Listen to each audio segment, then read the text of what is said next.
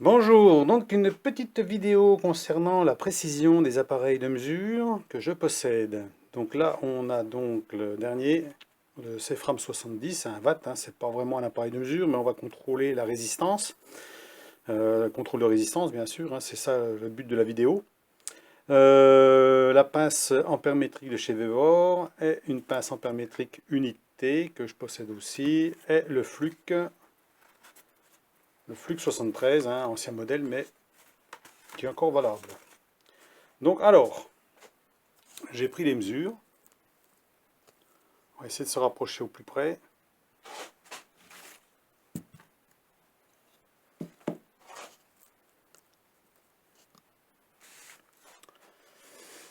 Donc j'ai fait un chapelet de résistance comme ça, R1, R1, R2, R3, R4. Donc 4 résistances en série, donc qui font 1000 ohms. C'est des bonnes qualités, c'est qualité or, hein, donc voilà, c'est pour être sûr de la précision, hein. Deux résistances comme ça, montées comme ça, ben bon, pareil, c'est 1000 et 100 ohms. Donc ici, là, que je vais donc, et une résistance de 100 ohms. On va contrôler juste comme ça pour voir ce que ça dit. Donc là, j'ai fait R1, R2, R3, R4. Là, ça fait R5 l'ensemble des deux et R6 tout seul en 100 ohms. Donc alors, R1 en VAT, donc le VAT bleu là que j'ai là, c'est FRAM, on est à 1005 ohms sur la première résistance, qui doit faire 1 kΩ. Le VEVOR, 995. L'unité, la pince ampère-métrique, la petite pince ampère-métrique là que j'ai déjà montée, celle-là, là, 1002 ohms.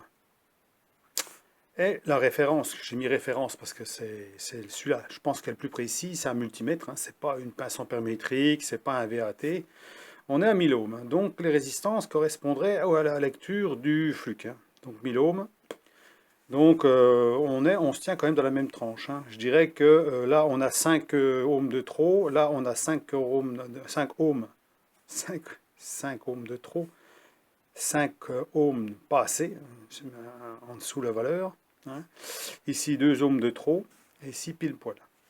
Donc R2, 1 kΩ, donc on fait R1 plus R2, hein.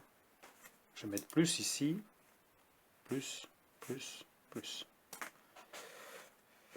Alors le VAT 2004, donc 4 ohms de trop par rapport au flux qui est à 2000. Et puis par rapport aux valeurs des résistances, hein. Donc là on a la mesure qui est précise, hein. J'ai regardé, tout est précis.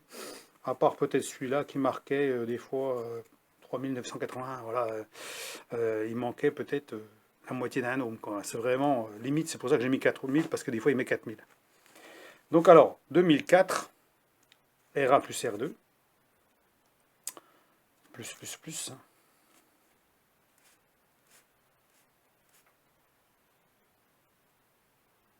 Non, on n'a pas plus là. 2004 sur le VAT, 1991 sur le VOR, donc ici on a 4 de trop. Ici il en manque 9, on va dire. Ici l'unité, il en manque 10. Ici 2000 pile poil. Donc impeccable. Donc on voit là dans ces valeurs-là que là, VEVOR puis l'unité n'ont pas forcément des très très grandes précisions, hein.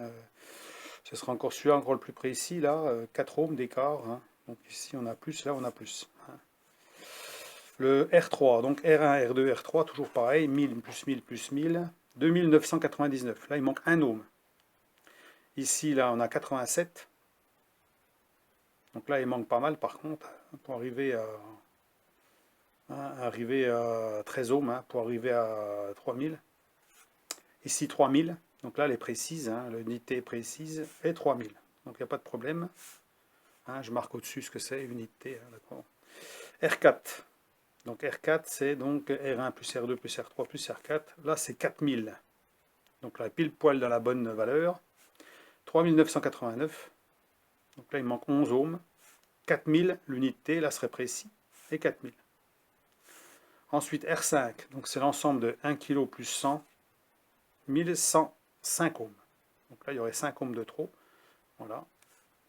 Ici 1095, donc c'est pareil, il manque 5 ohms, hein, pour arriver à 1100.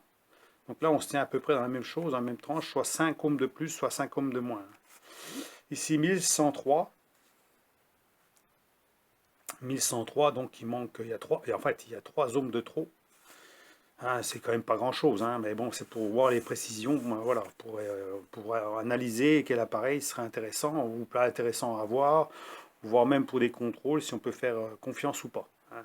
Malgré qu'on n'est pas dans l'électronique, hein, voilà, c'est pour l'électricité, on va dire. Hein. Ensuite, bah, le flux 1100, il n'y a pas de surprise. Hein. 1100, c'est ce qui correspond à 1 kg plus 100 ohms, il n'y a pas de problème. Hein. R5, là, on est précis. R6, 100 ohms tout seul. Donc là, on a 102 sur le watt, donc 2 ohms de trop. Ici, le VEVOR, on a... Alors, l'avantage, c'est que le VEVOR, par exemple, il a une virgule, donc 99,6. Donc, il manque pas grand-chose pour faire 100 ohms. Hein. Voilà, 4 dixièmes, et puis on a 100 ohms.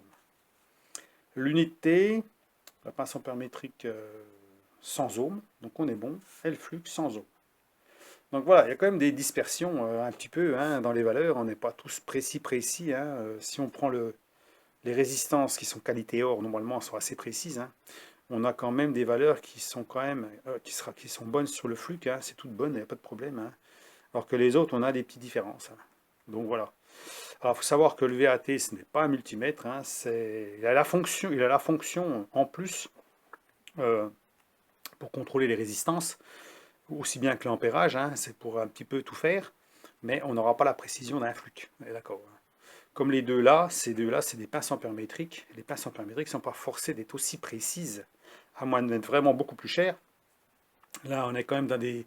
le VEVOR, c'est 30 quelques euros. Celui-ci, l'unité, c'était dans les 60, un truc comme ça. Hein. Un peu plus du double. Hein. Donc, l'avantage de cette pince-là, c'est qu'elle était toute petite. Hein. C'est plus facile d'accéder dans les endroits. Voilà. Mais bon, c'est quand même dans des prix relativement très peu chers, on va dire, par rapport aux prestations. Hein. Voilà. Par rapport à ça qui est beaucoup plus gros. Hein. Ça, on voit que c'est beaucoup plus gros. Hein. Voilà. Donc, ces deux-là, c'est des trucs, on va dire, bon marché, hein, mais qui sont quand même intéressants. On voit quand même que les valeurs, bon, sont quand même assez, bon, c'est assez bon quand même. Hein. Ça dépend ce qu'on fait. Toujours pareil. Hein. Si on fait l'électronique, il faut pas ça. Hein. Il faudra plutôt tester dans le flux. Hein. Rester dans des multimètres flux. Plutôt dans les multimètres que dans les pinces ampères métriques. À partir qu'on prend des pinces ampères métriques, souvent elles vont même pas très loin hein, au niveau résistance. Hein, celle-là, elle va quand même assez loin, la VEVOR. Hein. Celle-ci, elle va beaucoup moins loin, je crois, au niveau résistance. Hein. Je n'ai pas regardé, mais j'ai regardé, c'est moins important. Et puis le VAT, la CFRAM, lui, il va jusqu'à 50 000 ohms. Donc voilà. Un VAT, souvent, ils sont donnés jusqu'à 2000, hein, à peu près. Hein. Ceux qui ont les systèmes de résistance, hein, la possibilité de faire contrôler une résistance. Donc c'est pour, voilà, c'est pour vous montrer un petit peu, pour voir par rapport à votre choix, si ça vous intéresse d'avoir de genre d'appareil, que sachant que bah, c'est sûr que plus on prend une marque qui coûte cher, plus on a des chances d'avoir des valeurs qui sont cohérentes. Mais bon, si vous voulez vraiment de la précision, il faut plutôt un multimètre, on est d'accord. Et le multimètre, il ne fera que 10 ampères au niveau des ampérages. Hein, en série, l'avantage de la pince ampère métrique, c'est quand même de pouvoir tester l'ampérage sans contact, hein, sans être obligé de mettre un fil en série. Ce qui est assez compliqué, et puis prendre des intensités importantes. Le CFRAM 70, le VAT 70, il ne fait que... alors celui-ci, là, c'est courant continu et alternatif pour la tension, mais pour l'intensité, pour l'ampérage, c'est uniquement alternatif jusqu'à 200 ampères. Ce qui est suffisant pour le courant domestique. Voilà, 200 ampères, hein, il ne va pas aller plus haut. Donc c'est marqué ici, là, le voltage, et il va jusqu'à 1000 volts, bien sûr. Hein, 600 volts, 1000 volts, il a les références, 200 ampères jusqu'à, voilà, alternatif. Hein. Si vous voulez essayer de le mettre sur en continu, ça ne marchera pas. Hein. Voilà. Celle-ci, pareil, mais celle-ci, elle fait continu et alternatif. Hein. Aussi bien au niveau de la tension qu'au niveau de l'intensité. Exactement comme celui-ci. Celle-ci fait pareil, elle fait alternatif et continu. Hein. On voit ici les sigles.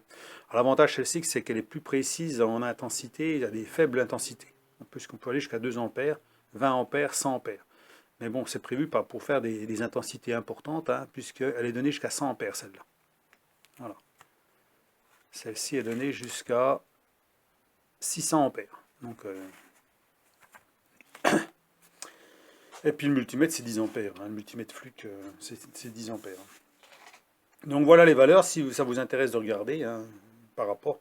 Alors si vous cherchez la précision, bah, plutôt un multimètre. Si vous cherchez un système qui est un peu pour tout faire, bah, peut-être une pince ampère-métrique. Ah, bah, il y a plusieurs types de pinces ampère-métriques. Il y en a même qui sont beaucoup plus fines au bout pour aller accéder. Il y en a même qui se branchent directement sur le multimètre pour pouvoir faire capable de pouvoir prendre une intensité sans être obligé de mettre un fil en série. À ce moment-là, c'est une pince séparée qu'on branche sur le multimètre.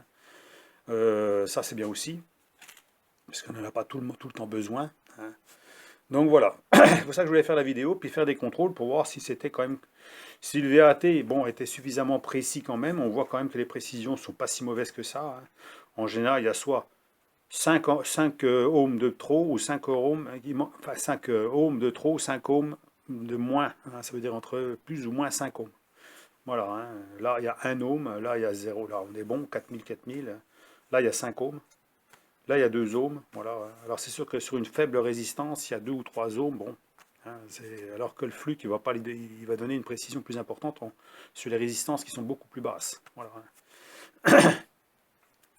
Donc, par contre, sur les résistances qui sont beaucoup plus hautes, là, ça pose quand même moins de problèmes, puisque même si on a sur 2000, 3000 ou 4000 ohms, si on a 10 ohms, c'est pas grave, quoi. Je veux dire, par là, c'est pas important, c'est pas très très important.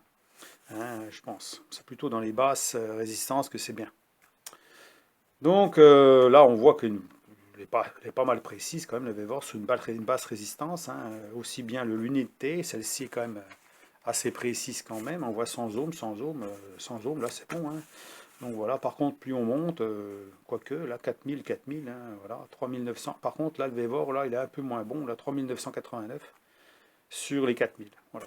Après, on pourrait essayer encore plus, hein, puisqu'il peut monter encore plus haut, hein, mais bon, il faut avoir plein de résistance, puis tester, tester, tester, je vais voir jusqu'à quand, et puis prendre les valeurs. Mais de toute façon, il y a un pourcentage, hein, c'est marqué dessus sur les notices, il y a un pourcentage d'erreur, hein, ça veut dire, c'est plus ou moins 1,5%, entre 1 et 1,5%. Donc, forcément, quand on fait le calcul, on peut avoir des 10 ohms qui se promènent par-ci, par-là, sur des résistances plus importantes. Donc voilà, je vous laisse si cette vidéo vous intéressait, voilà, sur les petites valeurs, les valeurs qu'on peut trouver, et puis sur ben, ce qui vous arrange le plus, par exemple. Hein. Par exemple, si vous faut quelque chose de plus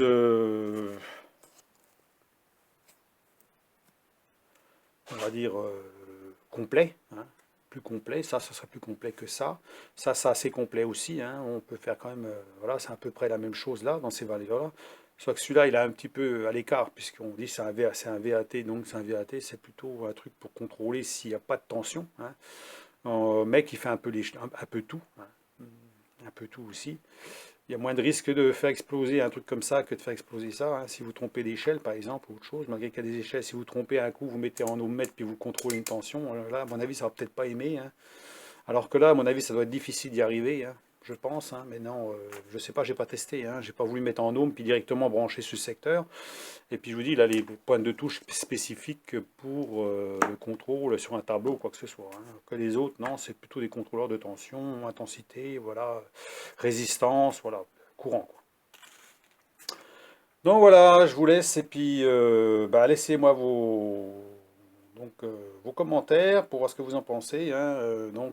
Les autres, bon, le T90, je ne le montre pas puisqu'il ne fait pas résistance.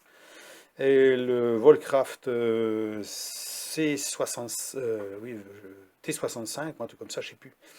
Il n'est pas au niveau résistance, il est complètement à la rue. Hein. Vraiment, on a des résistances qui sont vraiment aléatoires. Donc, on a vraiment des grosses différences. Donc, je pense, je ne l'ai pas mis dans le lot. Hein. Donc voilà. Donc là, on est quand même dans des caractéristiques qui sont quand même bien. Je veux dire, bien au niveau des contrôles, c'est pas mal. Je dis que c'est pas si mal. Hein.